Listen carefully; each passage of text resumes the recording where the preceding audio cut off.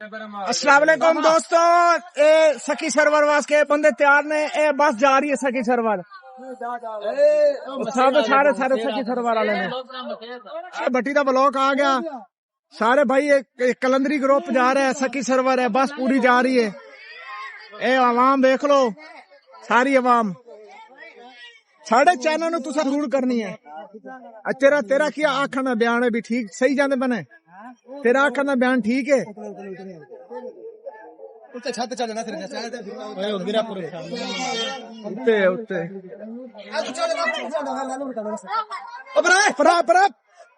Video बनावन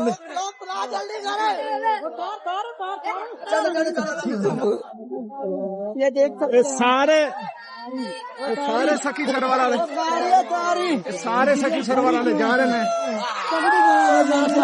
साढ़े channel में like करें, सपोर्ट करें। ये सारी टीम जा रही है। सारे वीडियो नहीं मेरे पुत्र है, यूके का अकाउंट में वायरल हो गया। कितने जा रहे बेटा? सखी सरवर हम दरबार में जा रहे हैं। अच्छा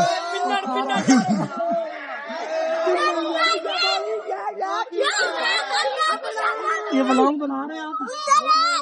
सही तरह तो बनाए, फ्रंट करे ना, फ्रंट। हाँ, कितने जा रहे बेटा?